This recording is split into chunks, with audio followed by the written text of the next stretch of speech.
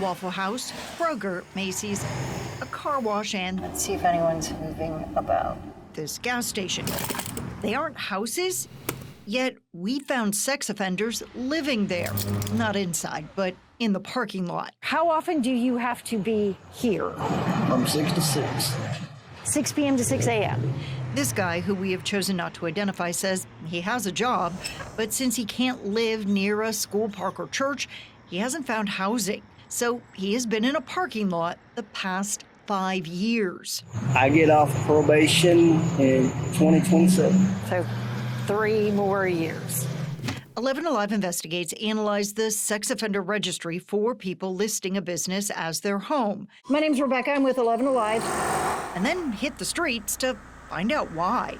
We spoke with the brother of one offender. His address is showing up as being registered at a Kroger grocery store. Yeah, like in the parking lot. Some addresses were tied to nearby encampments. Do you have to stay like here? Can you just be somewhere in the area? So my probation officer told me that I'm allowed to go to another place to use the bathroom.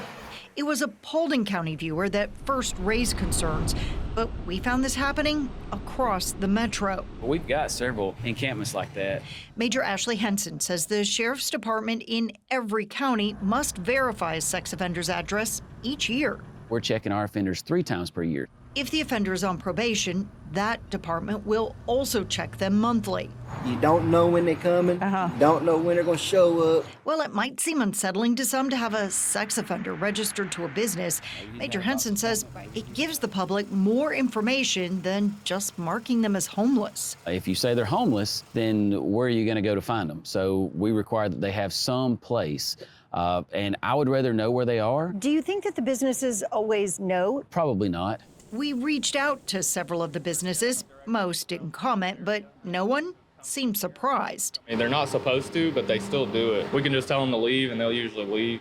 If they don't, Cody Gray, an employee at this gas station, says the manager contacts police. We checked a month later. All of the addresses had changed. Hello? Each of the offenders we found were on parole. That means they have set times they're expected to be at the listed address. We wanted to know if they were really showing up. Hello? We checked several spots in Hall County. There are 3 cars but 4 people who are supposed to be registered here, so that means someone is missing. And followed Paulding Sergeant Brett Reitenauer on an address verification check there. His car's not here. What's that black car that just pulled up?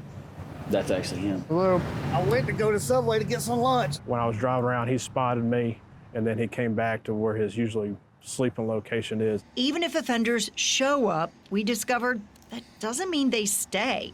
This 73-year-old man in Hall County told us he still has the house he owned before going to prison. Legally, his parole conditions don't allow him to live there. But when it's cold or he's having medical problems, he goes home anyway. Won't you sell? I said, you want to keep up with me that bad?